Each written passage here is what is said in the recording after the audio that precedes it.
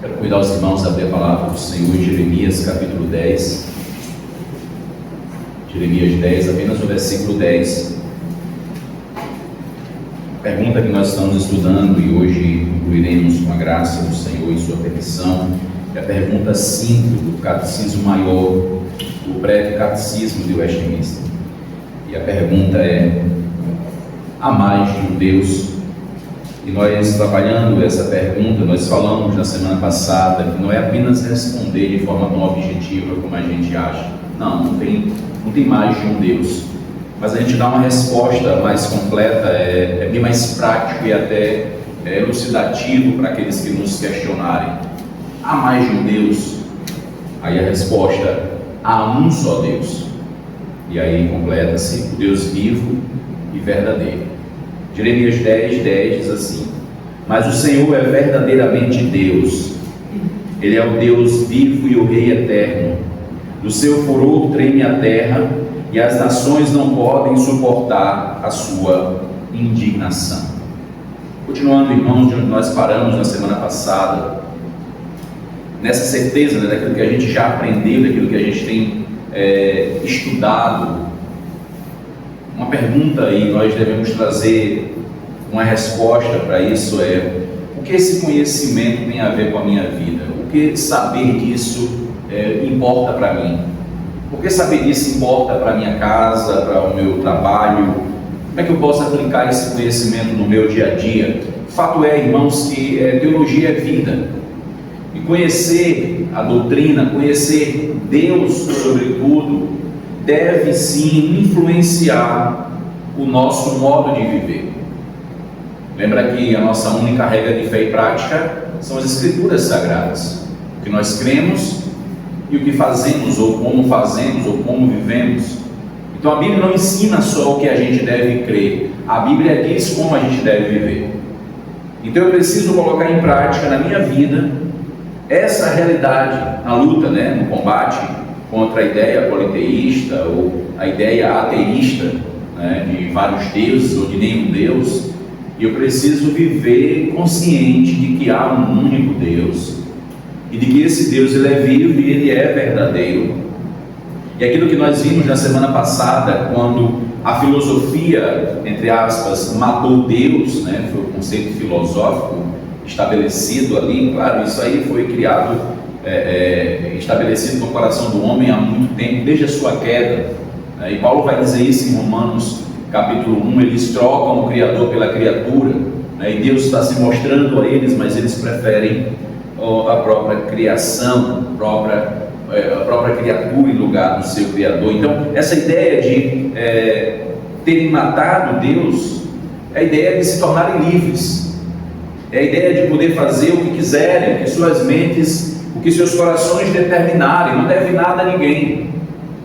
Uma grande ilusão, um engano terrível, que será não só no fim de todas as coisas, mas durante a caminhada dessas pessoas, elas vão viver as angústias e as aflições de desprezarem a Deus.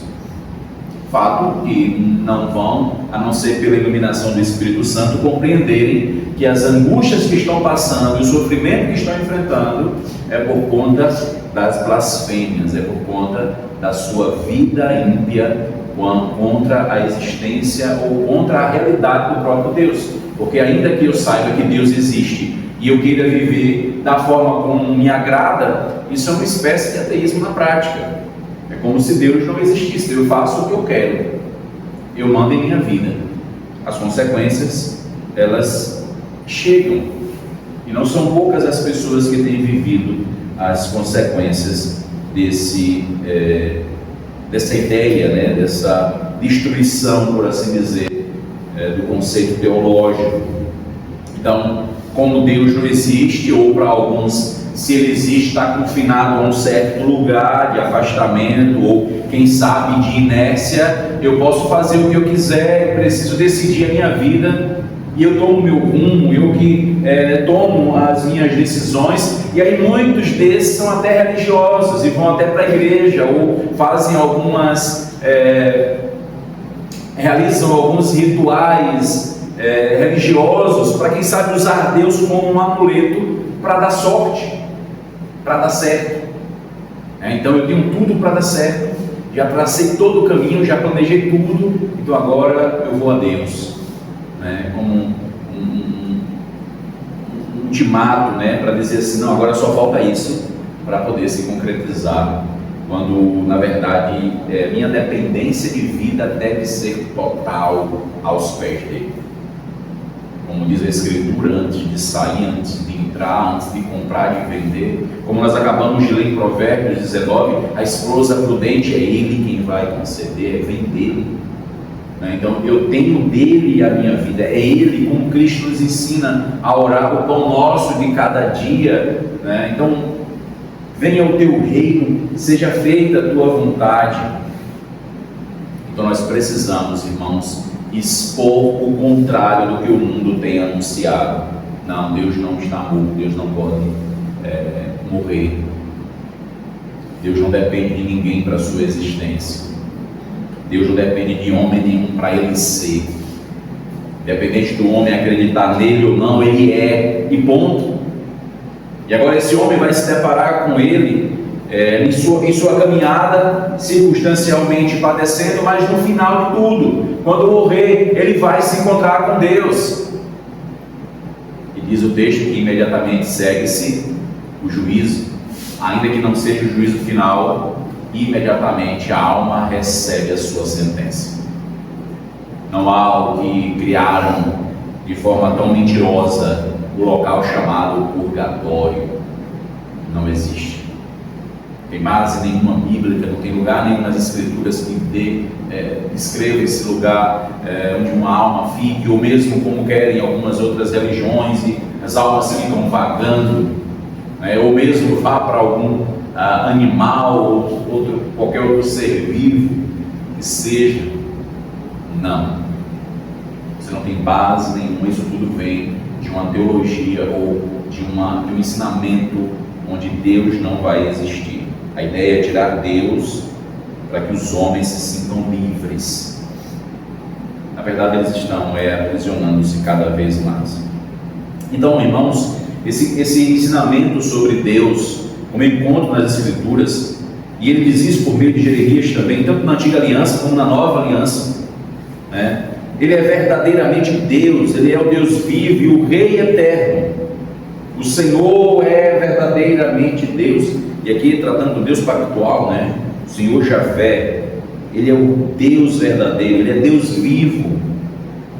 A ideia da sua ação, da sua, não só mobilidade, não só a sua locomoção em si, ou as suas ações, os seus atributos, a manifestação da sua glória, ou a manifestação do seu poder. Por isso, esse conhecimento de Deus deve nortear a minha vida como um todo, começando dos meus pensamentos. O meu pensamento deve ser guiado por essa verdade.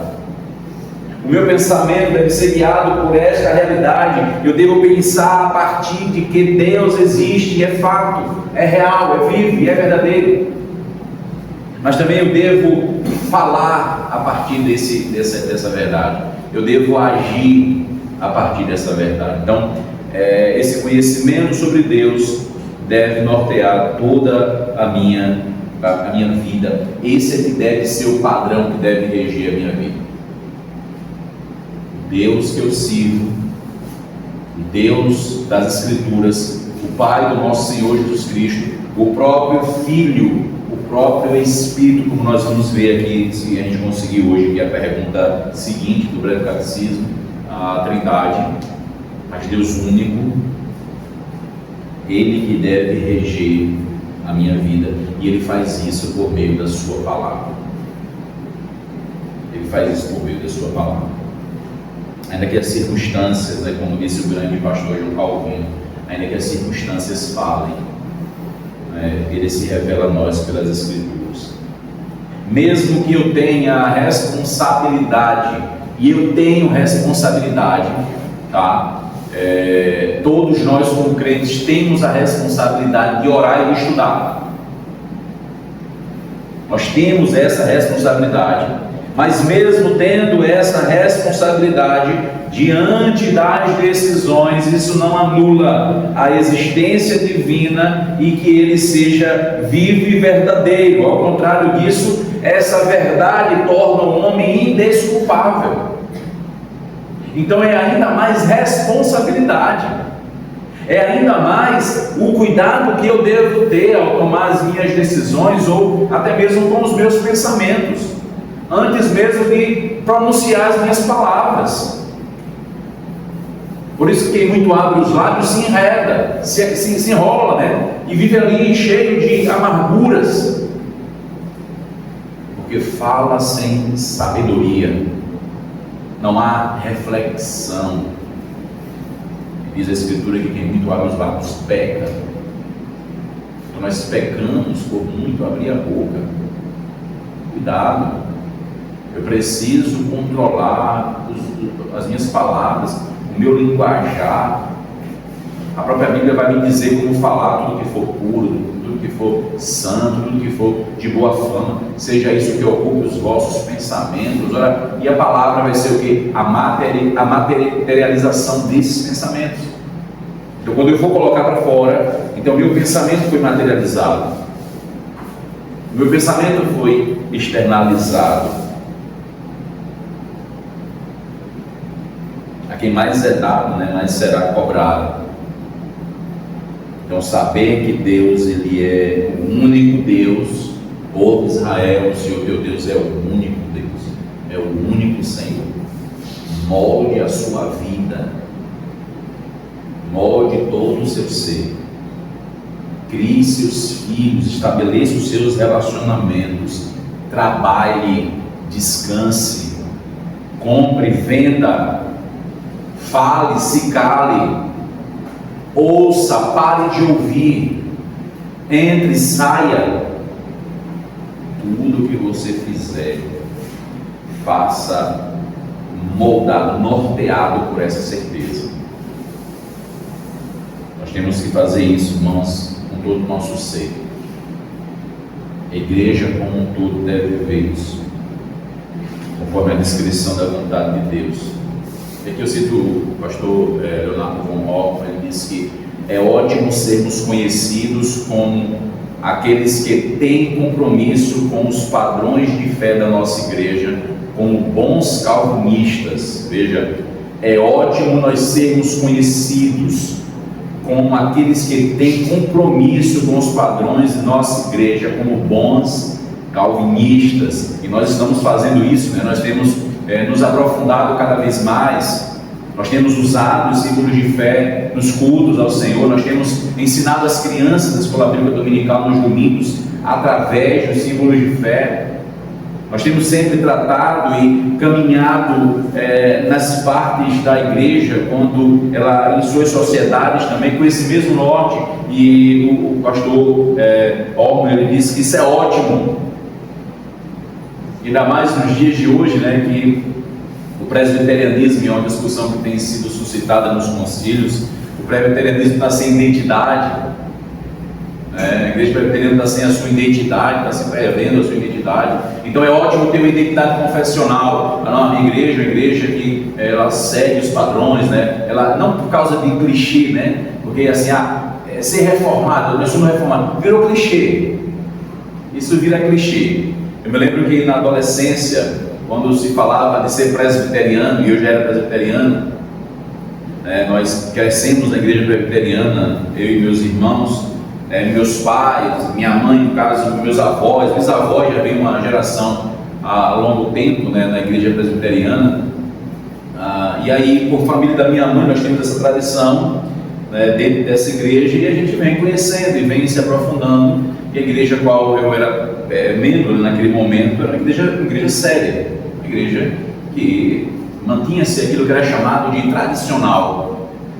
Eu me lembro que quando você falava naquele momento lá, de adolescente, quando você estava em algum local, você falava que você era presbiteriano, você tinha que dizer, não bastava mais dizer que era presbiteriano, aí você tinha que dizer que era presbiteriano tradicional. Isso eu vejo lá atrás, há cerca de 40 anos atrás, quase isso.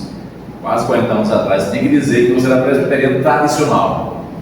Só Só que passou um tempo tradicional, já não fazia muita coisa, e aí começou a vir aí outros temas, né, que era até chamado mais, eram mais radicais, alguma coisa, aí surgiu o nome reformado, né? Passou por uma fase os calvinistas e tal, mas aí não tinha muito a ver, porque era mais em relação à teologia, mas quando falava a parte litúrgica, então aí começou uma moda presbiteriano reformado. Então, passou essa fase reformada, hoje você dizer que é presbiteriano reformado, hoje é clichê, então hoje todo mundo é reformado. Aí são presbiterianos confessionais. Daqui um dia também vai cair, vai ficar tudo clichê. Nós temos que aprender a ser sérios, isso é fato, dependendo do termo que usa. Mas veja o que o pastor von Ortmann, ele diz: é ótimo sermos conhecidos, mas, eu deixei a cereja do bolo para depois, mas sem diligência na oração e no estudo da palavra de Deus, diz ele, o crente assumido torna-se um som sem potência para o seu Salvador. Ele foi bem ético, né? Chamaríamos de hipócrita, né? Chamaríamos de hipócrita. Ele tem um reconhecimento, ele é conhecido pelo compromisso que ele tem aos símbolos de fé da sua igreja, mas ele é uma pessoa sem diligência na oração, ou ela, e sem diligência no estudo bíblico. Está em dissonância aqui, está contrário àquilo que deveria ser. Aí ele diz: esse crente torna-se um som sem potência para o seu Salvador. Você declara, você diz que a sua igreja e você até se preocupa com isso, mas sua vida diária nega a sua confissão. Você honra com os lábios, mas não com o coração, não com a vida. Então nós precisamos ter cuidado, porque o conhecimento sobre Deus nos deve parar tudo o que for possível, até mesmo na igreja, se for possível, até que haja um relacionamento íntimo e pessoal com Deus. Eu preciso entender que isso é que eu sou chamado para essa realidade. João capítulo 17, por favor. Então eu preciso parar, eu preciso moldar a minha vida à palavra de Deus, e não apenas a clichês, a jargões, a ditados que alguém use, a termos que se usa. João 17, 3. E a vida eterna é esta, que te conheçam a ti, o único Deus verdadeiro, e a Jesus Cristo, a quem enviaste. Veja aquele que ele vai associar aqui, a oração de Cristo. Cristo está orando ao Pai, uma oração sacerdotal, por assim dizer, como o próprio título sugere. De fato, ele está fazendo uma oração de intercessão, ele está orando pela sua igreja. E ele diz ao Pai: Pai, é isso que é a vida eterna. A vida eterna é que eles te conheçam, a ti, o único Deus verdadeiro, e a Jesus Cristo. Ele não está negando a sua divindade, tá? Ele está mostrando aqui agora os papéis, muitas vezes, da própria divindade, já dando uma pincelada aqui que a gente vai estudar logo em seguida. Então nós precisamos urgentemente, irmãos, fazer essa reflexão como indivíduos, como família e como igreja. Como é o nosso relacionamento com Deus? Nós somos diligentes na oração? Será que nós oramos com diligência mesmo? Será que nós temos uma vida de oração? Eu sei que está bem longe do que a gente deveria ter, mas será que a gente tem uma vida de oração? Será que a gente tem uma diligência pela leitura bíblica, o estudo da palavra de Deus? A gente lê, a gente estuda, nós temos prazer em estar na igreja para meditarmos nas escrituras, nós pesquisamos, nós avaliamos, nós comparamos. Nós temos realmente interesse em ouvir Deus falar? Nós temos realmente interesse pelo culto ao Senhor? Nós de fato assimilamos a sua palavra, nós a retemos como ele falando ao meu próprio coração? Eu fico só julgando: se ela estivesse aqui, tomara que ele esteja prestando atenção para ele poder ouvir isso.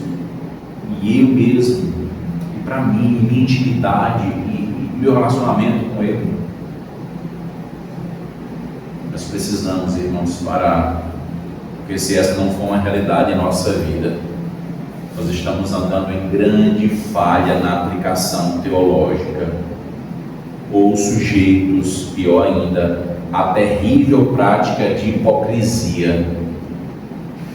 E ainda que o mundo nos aplauda, que igreja, que confissão de fé, como o culto ele é tão ordeiro, como ele segue em padrão, como isso é bonito.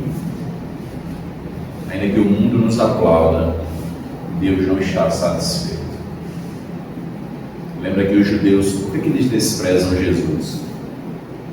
Porque eles fazem uma aplicação errada do Antigo Testamento. E nós vimos domingo no texto de João, quando Jesus disse: vocês julgam as Escrituras porque vocês examinam as Escrituras porque vocês julgam encontrar a vida eterna. Vocês acham que tem vida, e tem de fato, mas a observação de vocês ela é errada, porque elas apontam para mim, e vocês agora me negam, vocês me rejeitam. Então perceba como isso é grave. Perceba como isso é grave. E em alguns casos, julgo eu, até mesmo Deus esteja irado com essa nossa suposta piedade. Nós provocamos a ira de Deus, a ira do Senhor, porque no fundo Ele conhece os nossos corações. Ele sabe de fato ao que nós estamos presos, onde é que está a nossa estrutura, fincada em quê? Sobre que alicerce? O que está sobre nós? É a base das Escrituras mesmo? Nós estamos fincados nela, estamos criando a nossa vida, estamos desenvolvendo o nosso dia a dia na palavra de Deus. A vida eterna é esta, que te conheço a Ti, ó Deus. Esse é o papel da igreja, glorificar esse Deus, viver para a sua glória, e quando você vive isso, você manifesta essa verdade. Por isso sim, nós temos que aprender, e aprender não só para saber, mas para colocar em prática. Teologia é vida, deve ser vivida por nós. A visão de mundo deve ser obtida através dessas lentes, através das Escrituras, não do óculos, A Bíblia deve ser os nossos óculos, as lentes, os nossos olhos. Nós devemos olhar para o mundo através da Bíblia. Então, se você tira o óculos, no meu caso, você já começa a perceber quanta dificuldade se tem. Então a mesma coisa, irmãos, é o crente sem Bíblia. Seus olhos não vão enxergar corretamente. Eles vão enxergar tudo errado, eles vão ver tudo turvo, eles vão ver tudo atrapalhado. Então, se ele é crente, mas ele não tem como regra a palavra de Deus, é alguém que necessita de óculos, como hoje no meu caso, começar a ler uma carta. Ele não vai conseguir ler nada, ler placas de trânsito, ele vai sair batendo no carro em todo lugar, ele vai sair atropelando as pessoas, ele vai sair cometendo muitos erros. Agora, enquanto que eu bater o carro em outro carro ou num poste me traga prejuízo financeiro, ainda que eu não mate ninguém, que traga um prejuízo ainda maior, eu guiar a minha vida sem as Escrituras me trazem prejuízo, me permito usar essa expressão de forma eterna. Perder a alma.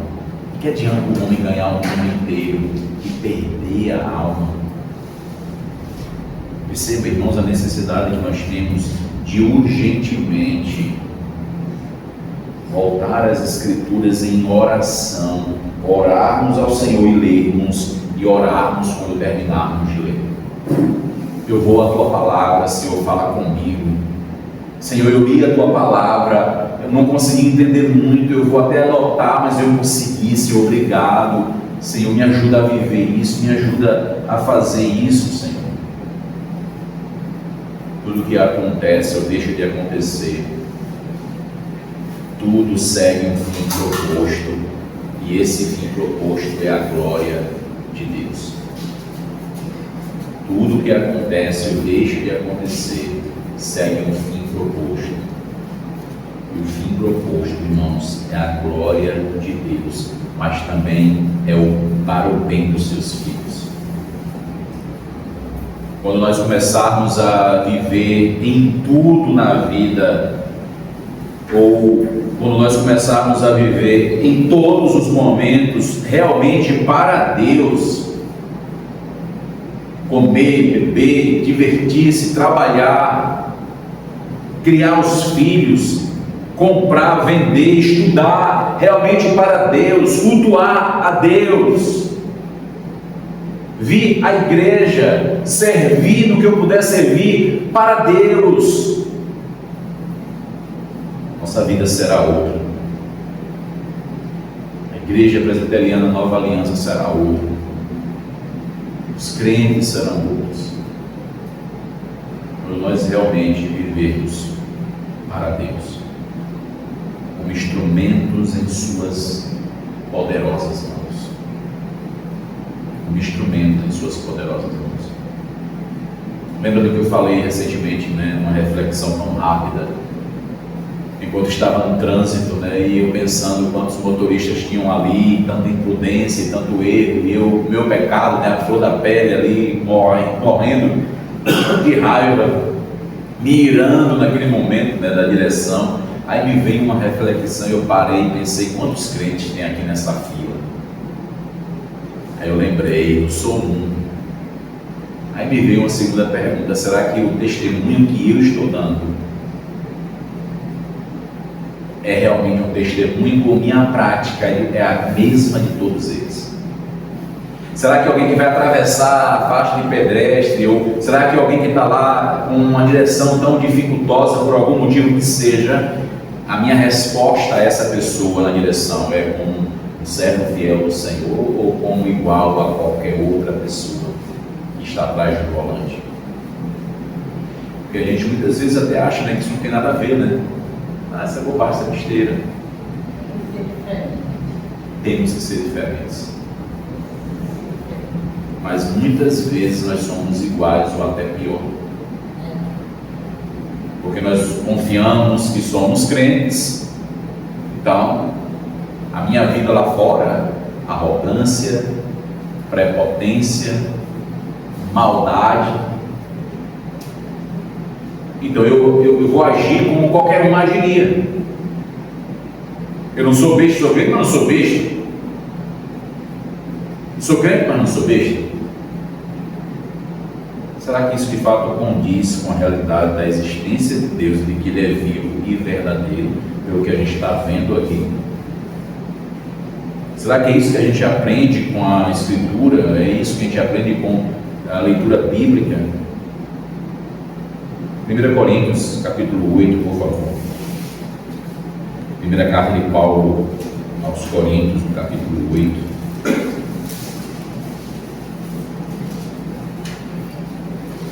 Coríntios 8:4. Peço alguém ler, por favor, 8:4. Coríntios 8:4. 1 Coríntios 8:4. No tocante à comida, é isso mesmo? Isso. No tocante à comida sacrificada a ídolos, sabemos que o ídolo de si mesmo nada é no mundo, porque não há senão um só Deus. O ídolo não é nada no mundo. A gente sabe disso, não sabe? Mas será que a minha vida, de qualquer forma, não torna Deus, permito usar dessa forma, uma semelhança de um ídolo que não é nada? Porque se a minha vida ela não é diferente da vida de qualquer idólatra, se a minha vida não é diferente da de qualquer ateu, mas eu confesso o Deus vivo e verdadeiro, qual é a diferença? Está apenas na minha confissão? E olha que fica, vocês são sal e vocês são luz. Onde é que fica o vai de frutos dignos de arrependimento? Onde é que fica o confessar e deixar? Na verdade, nós vamos fazer como diz o apóstolo João em outro momento. É como se nós estivéssemos dizendo que Deus está mentindo. Porque eu confesso o meu pecado ali só da boca para fora, mas a minha prática não muda, porque eu só uso aquilo para poder, eu pequei, mas e a minha consciência de pecado, ela existe? Eu tenho a consciência de que eu pequei mesmo? Porque se eu tiver a consciência de que eu pequei, eu tenho aquela acusação no meu coração, eu tenho, claro, o refrigério do Espírito Santo, mas eu vou ter uma disposição trazida pelo próprio Deus para que eu abandone aquilo que eu estou confessando. Porque se eu estou só confessando e não tenho nenhum interesse de abandonar aquilo, eu vou continuar vivendo igual a todos e não diferente. Vou criar meus filhos, vou viver com minha esposa, vou fazer negócios, vou entrar, vou sair, e não vai haver um facho de luz, não vai haver um sabor. Esse sal não presta senão para ser pisado pelos homens. É como se uma lâmpada fosse tirada e colocada embaixo de uma mesa, uma vela, né? Coloca embaixo da mesa, coloca embaixo da mesa, não vai ter utilidade. Para que ela serve? Então pare para refletir onde Deus colocou você, na sua família, na rua que você mora, Miguel, na escola que você estuda, no trabalho, onde Deus colocou você. Reflita. É para que você faça valer o que você tem aprendido dele, e você vai refletir essa mensagem, você vai transmitir essa mensagem por meio de uma vida prática. Quer criança, quer um idoso, viu, irmã Júlia? Independente da idade, a minha vida ela vai testemunhar do Senhor. Minha vida tem que testemunhar do Senhor. Porque senão, irmãos, eu vou viver como esses que estavam comendo comida sacrificada a ídolo. Vida de si mesmo não é nada.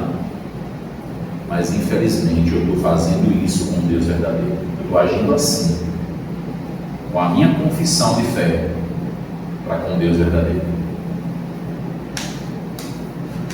Ele está, em certo sentido, se tornando um muro. Podem ter certeza, irmãos, se começarmos a viver de forma como agrade ao Senhor, nossas vidas serão outras. Nossa realidade será outra. O enfrentamento das próprias lutas serão diferentes. E esse é o motivo para tantos problemas, quer de ordem emocional, quer de ordem física. A falta do conhecimento correto sobre Deus, logo a falta de relacionamento com esse Deus, a falta de intimidade com esse Deus, que é único, que é vivo e que é verdadeiro. Então esse é o motivo, irmãos, de tantos problemas, até mesmo de ordem emocional, mas também muitos problemas de relacionamentos, problemas nos casamentos, problemas com os filhos, todos eles, irmãos, relacionados com a forma como eu conheço Deus, ou que tipo de conhecimento vivo, ou guia a minha vida, o que rege a minha vida. Eu quero terminar com uma descrição aqui uma declaração do que disse certo teólogo, ele afirmando, ele diz o seguinte: Deus mesmo se chama nas Escrituras de o Deus vivo.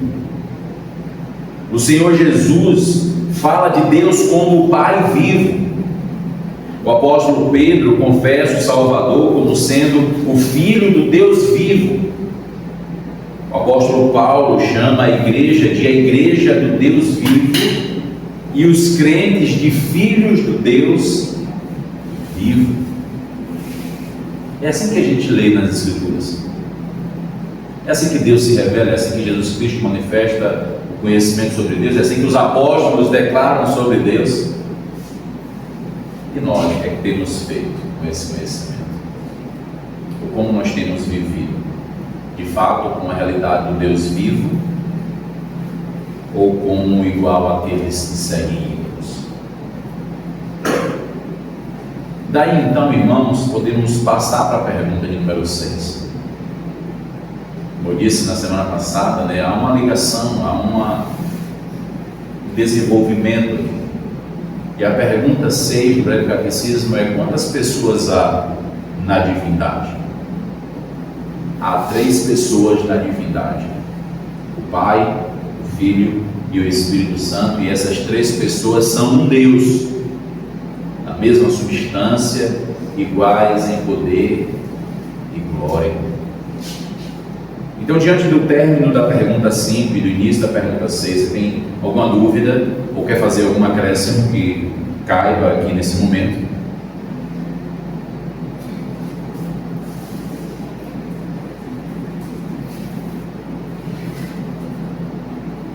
Então, como nós temos muitas dúvidas ou nenhuma, então vamos passar para a leitura. Mateus capítulo 3.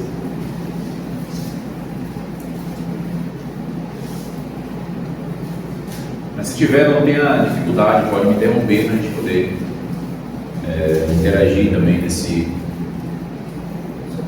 conhecimento. Sim. E hoje mesmo eu estava fazendo uma reflexão a respeito disso, no sentido assim, a gente peca, principalmente quando for lá atrás, antes de você ser crente, você cometeu um pecado. E você se arrependeu, e hoje você recebe, e hoje você não faz mais. Mas será que você, naquela circunstância hoje, faria o mesmo? Então, esse foi um questionamento que eu estava fazendo. Uma boa reflexão, né? Uma boa reflexão. Porque a gente não sabe, naquela situação, será que eu cometeria? Hoje faria a mesma coisa. Então, hoje eu parei, estava refletindo, estava estudando, estava lendo, e aí eu estava pensando, né? Será que a gente se arrepende, ou foi a circunstância que ele levou a fazer aquilo, e hoje você faz aquilo? Uma boa reflexão, né? E é possível que fizesse novamente. É possível que fizesse novamente. Só que agora a pessoa, ainda que caia no mesmo pecado, ela teria uma reflexão diferente. O seu próprio sentimento de contrição seria diferente.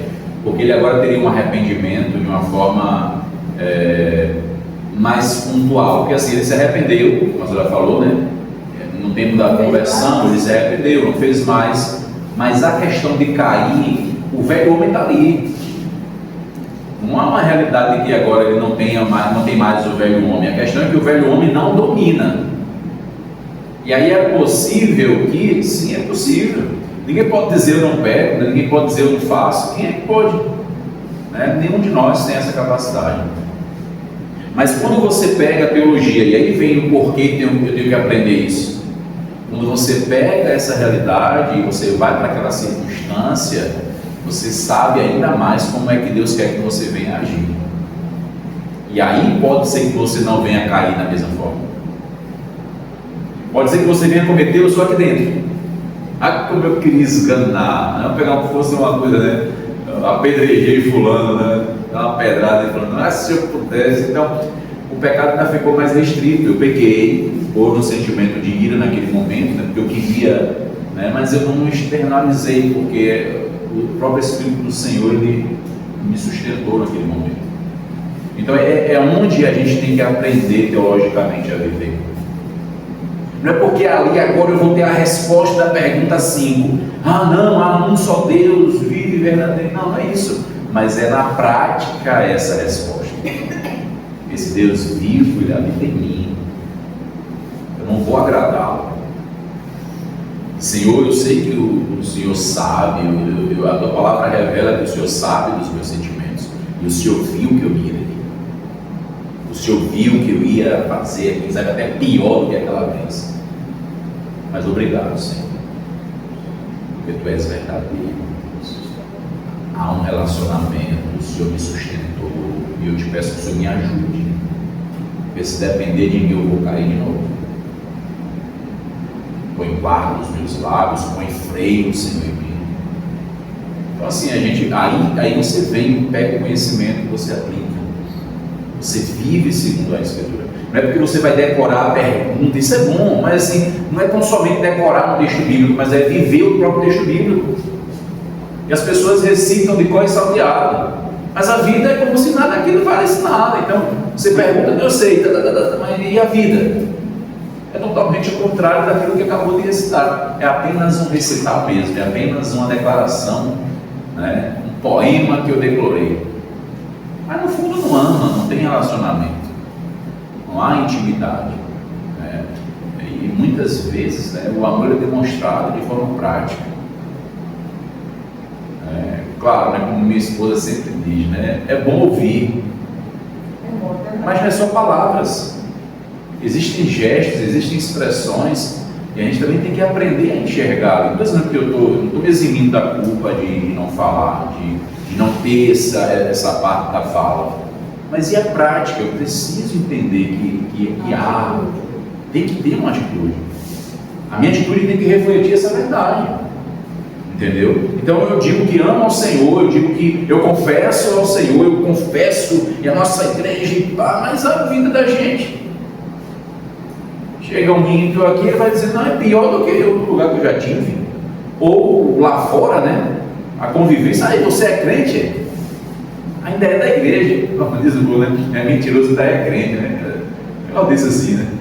É crente, não é mentiroso. O povo inventou um negócio aí, mas assim, não tem nada disso. Eu tenho que ter uma vida bíblica.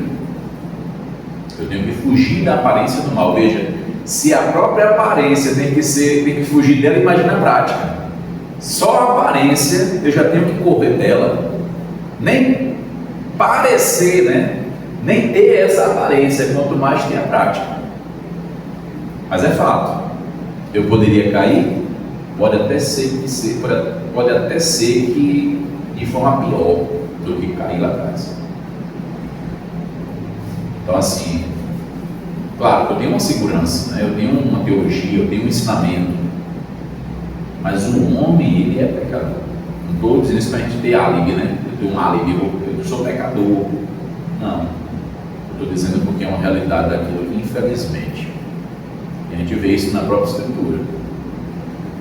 Tive exemplos, né, de homens crentes mesmo, mas que falharam, que erraram, e vai voltar à prática? Não sei. A gente não pode julgar essa situação agora, porque depende muito do próprio contexto, mas é uma reflexão muito boa. E se fosse hoje?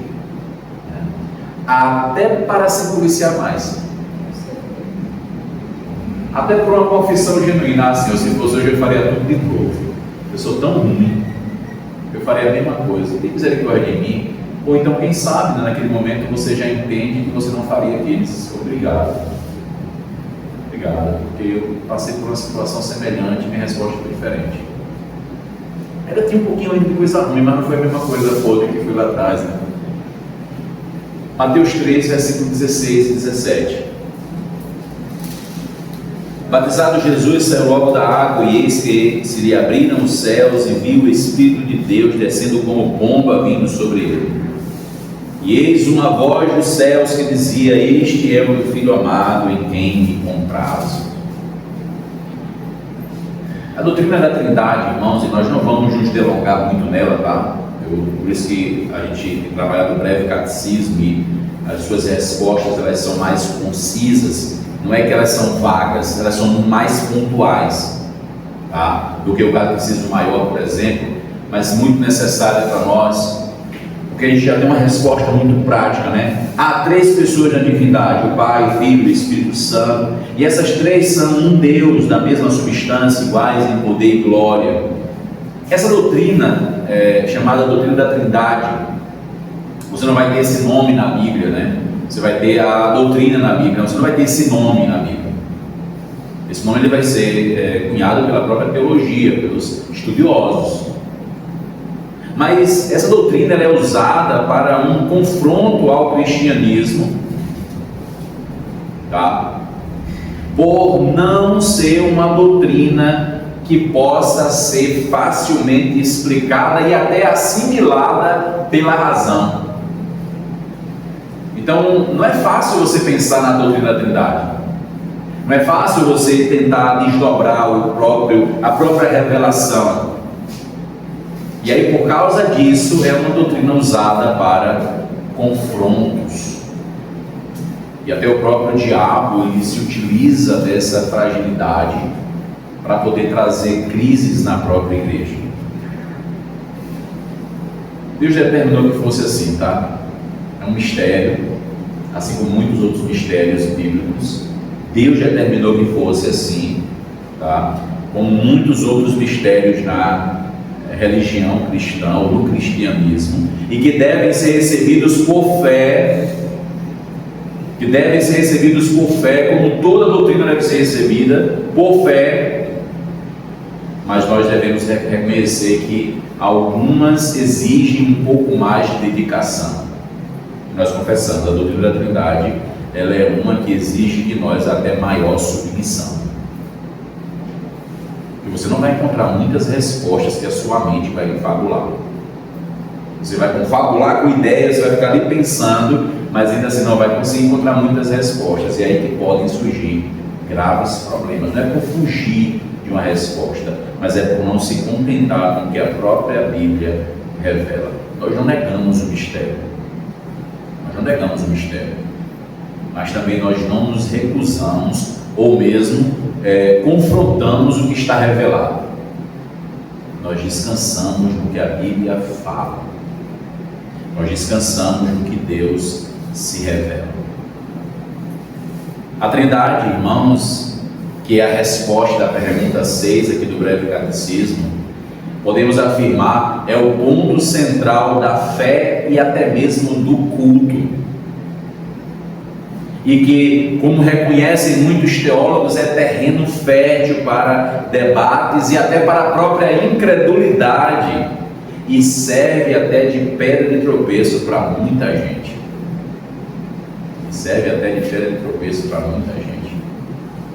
Quantas religiões, quantas seitas, elas usam isso para estabelecerem a sua fé, ou o que chamam de crendice. Cristo não é Deus, o Espírito Santo não existe. É como os unitários, né, que eles creem apenas em uma divindade. A divindade é uma única pessoa. Eles não são trinitários, nós somos trinitarianos. Nós cremos sim na Trindade, um único Deus, como nós já vimos quantos deuses há. Há um só Deus, o Deus vivo e verdadeiro. Mas quantas pessoas há na divindade? A divindade, ela subsiste em 3 pessoas. Um único Deus. A gente vai vendo aos poucos. Vamos começar hoje a caminhada, não vou delongar muito, vou parar por aqui, e a gente poder então ir aos poucos degustando, né, e vendo como aqui mesmo a gente vai voltar para esse texto. Mas por favor, abra um outro ainda para a gente poder encerrar. 2 Coríntios. Você tem as bênçãos, né, na Bíblia. Por exemplo, né, a gente tem usado muito a bênção araônica e essa bênção aqui que é chamada bênção apostólica. A bênção araônica é encontrada em número 6 e a apostólica é encontrada aqui em 2 Coríntios 13. Tá? E aqui em 2 Coríntios 13 é interessante porque de forma muito prática a fórmula, tá? Como dizem muitos estudiosos, essa fórmula que Paulo aqui apresenta, que o Espírito Santo usando o Paulo entrega, ela é extraída da antiga aliança, tá? Do Antigo Testamento mesmo, de antigos conhecimentos que eles tiveram de Cristo, de Deus, tá? O Pai, do Filho e do Espírito Santo. 2 Coríntios 13. A graça do Senhor Jesus Cristo e o amor de Deus e a comunhão do Espírito Santo sejam com todos vós. Muitos não usam o amém, né? Porque algumas versões não trazem um amém, certo? Por isso que alguns não citam um amém na hora da bênção em si, mas aí acho que são detalhes que não vão trazer para nós, não é motivo de nenhum conflito ou debate teológico quanto a isso. Mas veja que a fórmula ela é apresentada nas 3 pessoas da Trindade e especificamente, irmãos, nos papéis redentivos de cada um. A graça de Jesus, o amor do Pai, a comunhão, a edificação do Espírito. Veja como a obra da redenção está sendo aplicada aqui na hora que a bênção é ministrada. Está muito diferente do que a bênção araônica? Não. Você vai perceber que é o mesmo sentido. O Senhor te abençoe e te guarde, o Senhor faça resplandecer o seu rosto sobre ti, o Senhor tenha misericórdia de ti e te dê paz, o Senhor te acompanhe. Veja, vai ter o mesmo sentido teológico, a mesma presença, a mesma realidade, em outras palavras. em outras palavras, mas a mesma bênção, mesmo sentido de bênção. Até aqui alguma dúvida, algum acréscimo? Só um início, né, dessa pergunta 6, para a gente poder já deixar aí o gostinho na próxima quinta, se Deus permitir, para a gente dar continuidade. Vamos orar para a gente poder encerrar o nosso estudo. Senhor Deus, louvado seja o teu nome para sempre. Obrigado pela tua palavra, pela tua bondade, pela tua graça, misericórdia. Nos ajude a conhecer mais o Senhor, mas sobretudo, Deus, muda a nossa vida para podermos viver para a tua glória. Prepara-nos para o dia do Senhor, Deus, e abençoa-nos enquanto estivermos separados uns dos outros. Supra as nossas necessidades, ó Deus. Abençoe, ó Pai, as nossas vidas, curando os enfermos, restaurando, ó Deus, a saúde, os relacionamentos, ó Deus. Abençoa a nossa pátria. Tem misericórdia da nossa cidade, do nosso estado, da nossa nação. E abençoa a tua igreja aqui no Santo Antônio dos Prazeres, ó Deus, em nome de Jesus. Para que aqui no Monteiro Lobato, Deus, aqui nesse loteamento, nós sejamos luz para aqueles que são teus, para que possam encontrar, ó Deus, a esperança que é Cristo através das nossas vidas, que vivamos de fato para a glória do Senhor. É assim que nós oramos agradecidos, ó Deus, em nome de Jesus, com perdão dos nossos pecados. Amém. Deus abençoe, meus irmãos.